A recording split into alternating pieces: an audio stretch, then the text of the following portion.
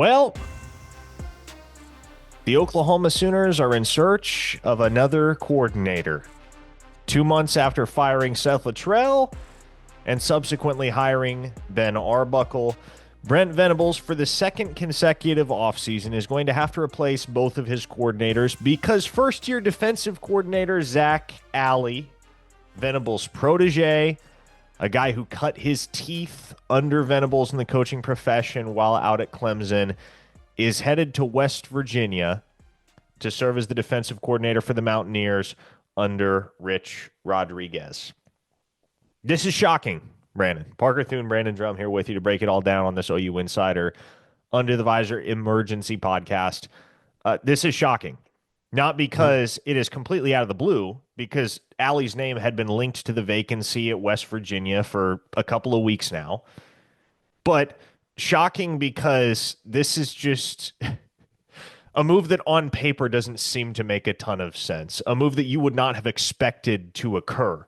You would have thought that the end result, and I think a lot of us thought that the end result was going to be he's in contention for the West Virginia job. Rich Rod makes a hard push. He gets a nice raise out of Oklahoma for the whole ordeal, especially because Oklahoma had a lot of incentive to keep Alley based upon what their defense did in 2024 under his direction. Now they got to go find a new defensive play caller because he's headed to Morgantown, West Virginia.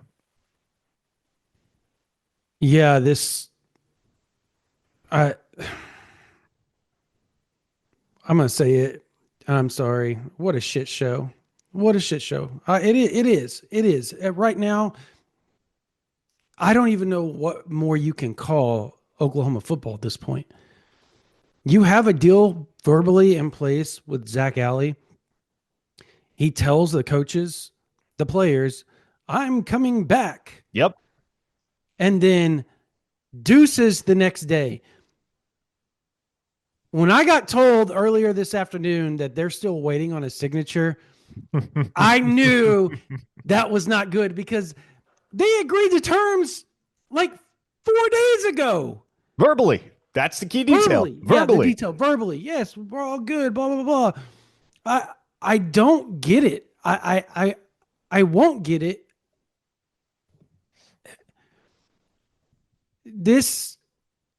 Let's just dive into it because we got to. Like, the turnover at the coordinator position under Venables is astounding. It's astounding. Yeah, he's about to be on his sixth coordinator in 4 years. Ted Roof, Jeff Lebby, Seth Luttrell, Ben Arbuckle, obviously Zac Alley, and whoever the next Joe John DC Finley. is. Well, Joe John Finley's interim, so I guess if you Yeah, want to we go was into the semantics co-OC as well. Yeah. Well, but you got yeah, I think 3 co-DCs right now. So that's true. Yeah. he's going to be on his sixth play caller Yeah. in 4 years on the job. How about that? Whether offensive or defensive. I'll read you what I wrote earlier today because we've been fielding questions about Zac Alley for a couple of weeks now, and at every juncture, our response has been different shades of, hey, look, I can't tell you definitively one way or the other because it's a battle of what both sides say. West Virginia feels like they're going to get him. Oklahoma feels like they're going to keep him, and only Zac Alley ultimately knows what's going on in Zac Alley's head about the whole deal. And I will say, listening to him make his comments on the OU radio network yesterday about the rumors connecting him, the reports connecting him to that West Virginia job. We talked about it on the postgame podcast. That wasn't a denial. And that was really the moment where the alarms started going off in my head even more so than they already were that, hey, this thing's real. This thing has legs. But let me read you what I wrote earlier today in response to a question about Alley. Do I think Alley leaves? No, I don't think so. Or I should say, I should emphasize that differently. I don't think so. Do I know for a fact that he's not leaving? I don't. Nobody but Zac Alley can claim to know exactly what's going on in his head. He was asked on the OU radio network if the rumors connecting him to West Virginia had any validity, and his response was certainly not a denial. Now, if he were to decide that West Virginia is the move, I don't think Oklahoma would have to scramble. There are 3 coaches on the defensive side of the ball that are more than qualified to be the defensive coordinator in Brandon Hall, Todd Bates, and Jay Valai. You could then promote James Skalski to linebackers coach, which I think would be well received internally and externally. Now, let's not sugarcoat it here, Brandon. This sucks for Oklahoma. You hate to be Hmm. replacing a guy as young and as dynamic and as talented as Zac Alley as your defensive play caller and as your linebackers coach. But this is not a death knell for the program because you have to think about this practically. What do you have to replace? As a recruiter, well, not a whole heck of a really. You don't have to replace Zac Alley as a recruiter. He never landed a single recruit in his 11 months on the job. The It's only very true. linebacker that Oklahoma signed in the 2025 class was Marcus James, who was committed to Oklahoma before Zac Alley got to town.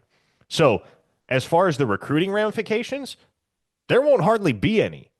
Now, the question becomes, can you find a guy that is able to design the scheme and in the moment, in the heat of battle, call the shots as well as Zac Alley called them for Oklahoma in 2024. And I know Seth Luttrell has scarred so many people when it comes to internal hires promoting from within, but you do have several guys on staff right now that could fit that bill and Hmm. that are qualified enough to inherit that responsibility.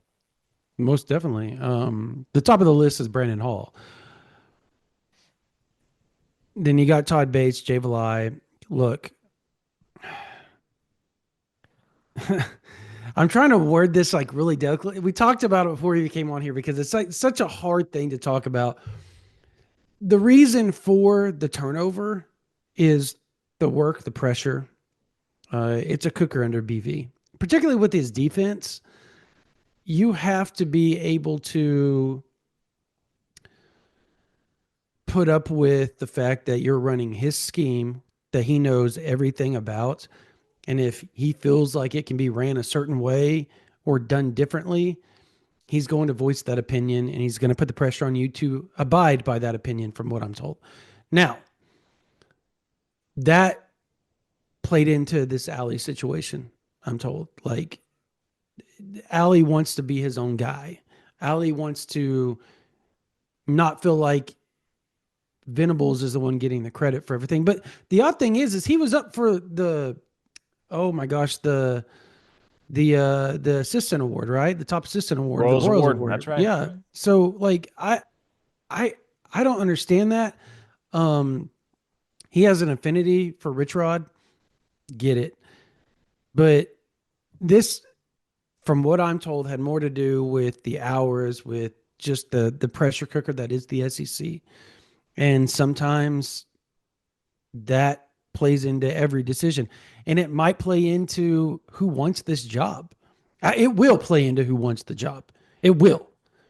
Whether Hall wants it, whether Bates wants it, whether Valai wants it, like the pressure cooker that is will play into it. And um, I think right now Brandon Hall's at the top of the list. I don't think that's a like epiphany or a, ooh wow Yeah, sure. statement. So the linebacker replacement, I was told Skalski or Rufus Alexander would be somebody they would look towards. Now, if you were to go external, which again, I it don't. feels like you have enough options within the building that you Yeah. won't have to. But if you do, if you wanted to, there's one name that makes a ton of sense. And it's a guy that Brent Venables has tried to bring with him to Oklahoma Oh yeah, before. good one. Yeah.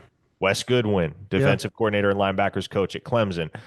The question though is, are you leaving Clemson right now for a for the what would be the exact same role at Oklahoma, given where those two Mm-mm. programs are at? And I think the answer is no.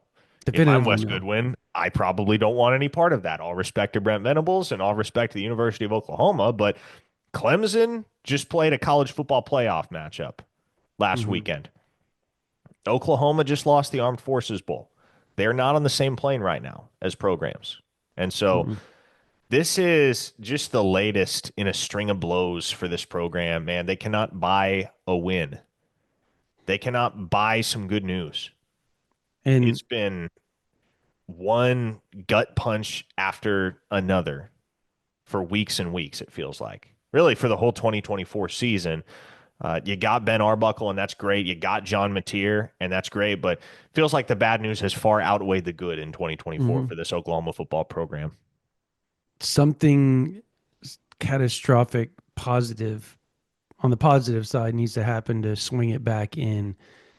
Um, and I don't know what that would be. I'm interested to see what this move does for the decision of a Dominic Williams and a R. Mason Thomas. And I know the assistants are going to stay pat, right? Like Chavis is going to stay, Bates is going to stay. Like you feel pretty confident in that. That said, I mean, do you return for a what if at this point? Like you've got to make a decision. And I know that's why Venables is like trying to push this really fast. I I would imagine if Hall says no, does he? I don't know. Does he offer Bates and Valai the job, or do you think he goes outside? I think here's what I would do. Keep it in house with Brandon Hall if possible, especially because you know he's been a Yeah, DC yeah, and a yeah, yeah, yeah, successful yeah, one. yeah. Yeah, like that's That's obviously the A1 option. yeah. Uh, Fallback option would be get on the horn with Wes Goodwin. See if he wants it. See three if he's million interested. dollars. How many million dollars? You probably have to throw $2 or $3 million to get him to move. Oh, I don't know about that, but I don't know what his salary is, but like I know if I'm him, I'm getting some sort of fat check to move into a situation that isn't exactly as stable as what Dabo Sweeney has going. no doubt. So I you had to throw a pretty penny probably at Arbuckle. So I don't know, man. This is just the absurdity of the play callers under this regime has been wild. You held on to Levy to start, right? When he was looking and getting offered by Alabama and all that type of stuff. You held on. That was a positive. They rolled that into a 10-3 season. After that, it has been nothing but chaos. Nothing but chaos. And that's in a short order, Parker. That's literally in a Mhm. 12 months period. You lost Roof, Latrell, Alley. That's 3 in 12 months. That's insanity. It's been quite the tumultuous year for this program in so many ways. I And There's nothing positive we can say right now. Like well, we're literally just kicking and beating a dead horse over and over and over for these fans. I'm sure they hate it. and I'm But already seeing it on social media. There are people writing the epitaph for Brent Venables. There are mhm. people writing the epitaph for Joe Castiglione. And like and I'm not saying I'm there because I'm not. Like I think Brent Venables still has enough goodwill amongst the circle of donors and people in the building at Oklahoma on the administrative level, and certainly the fan base, that nobody is rushing him out the door. At least nobody whose opinion has any sway in the decision making process. Yeah. But this is not a great look for Oklahoma in any capacity. No. Not a great look for the Sooners. You have a guy who comes in, does a fantastic job in his first year, is a semifinalist for the Royals Award, is working for his mentor, a guy that he calls his second dad. That's a quote from Zac Alley. He called Brent Venables like his second dad. And then after 11 months on the job, he's leaving for West Virginia. That's pretty unprecedented territory for this program, Brandon. It it's super unprecedented and he's leaving for a program that I want people to understand the difference. Oklahoma had close to $8 million in position coaches, assistant coaches salary, right? Like that's what they had. West Virginia is tapping out at $5 million. The money between the two schools are not comparable. The history, not comparable. The talent, not comparable. The NIL money, not comparable. So you look at it at face value, it doesn't make a whole lot of sense at all. It makes zero sense. But from a relationship standpoint, yeah, the father statement that he had about BV, working underneath Brent Venables for 8 years. People tend to need to remember the last 3 or 4 years he was working underneath Rich Rod. Yep. So that is a huge. There's a comfortability there, and I think that's where the move came from, and probably more so the workload is a lot different in the SEC probably than it is in the Big 12. Here's the other layer to all of this. Do you think Alley has enough sway in the Oklahoma locker room that any of Oklahoma's defensive players could leave with him? Hmm. Because he's only been there 11 months. But for instance, that Billy Bowman was just on Twitter saying Alley was one of my favorite college coaches I ever had. So he was well liked, well respected in that locker room. Still is, obviously. It's not like that change. Well, I'm sure it does change to an extent, but for a lot of guys, that won't change just because he took another job. Is there any concern that Y guy, Z guy might be off to West Virginia to reunite with Zac Alley? Obviously, we're an hour into this thing, an hour beyond the news, so that's not immediately clear, but that's going to be something to monitor in the days ahead. If I mean, if he tries to pull that, I'm sure BV will probably not have very kind words to say about that, or even there'll be a lot of pushback, I'm sure. Because that's what he did whenever he left Clemson. He could have taken Barrett Carter, he could have taken Brian Barisi with him. Like these people wanted to come and play at Oklahoma. Like, we can say it now. And he said, no, I'm not taking from Dabo. That's his program. You guys stay there. Do your thing. His kids, he made his kids stay. That would be the very antithesis of how Brent Venables would hope Allie would respond to this. But at the same time, we're also talking about a guy that told everybody he was staying and dipped. So it's like there's a lot of shock and awe going on here to begin with. So I don't know. Like if you were going to, it would probably be somebody further down the list, right? As far as player goes, maybe I'm trying to think of a linebacker that Kobe McKenzie's not leaving. Kip Lewis isn't leaving. No. Lewis Carter's not going to leave. Yeah, I mean, the guy that I would halfway wonder about, and again, this is not intel based, this is just me connecting the dots. James Nesta is a guy that was Yeah. recruited by West Virginia, considered West Virginia out of high school. That's obviously a lot closer to home for him. I wonder if he's a guy that Zac Alley um, kicks the tires with to see if he's maybe interested in following him. There's a baseball aspect to that though, so that's the other side. I know West Yes, Virginia's not great at baseball, so I don't know. they're pretty decent. Yeah, but I mean, they're not Oklahoma is my point. That would be probably you're probably right. That would be the one guy I would look at. Maybe a player that entered the portal line. Is there a player that entered? Like I'm trying to think of the players that entered the portal linebacker wise off the top of my head. Maybe. I don't know. Uh, That's a great Phil question. Picciotti has already signed with UCF, Yep. but Yep. West Virginia is very close to home for him. So I wonder if that holds some appeal. Maybe he wants to reevaluate. And obviously, Deshaun McCall he's at Nebraska. He'll be at Nebraska because he's got outstanding connections with the Raiola family and Dawson Merritt's folks. There's a comfort level there. Um, Wonder if it maybe if maybe there's some appeal from Allie's perspective in going to pursue a guy like Eric McCarty, who ran out of runway at Oklahoma, but Just got a is UCO offer. yeah.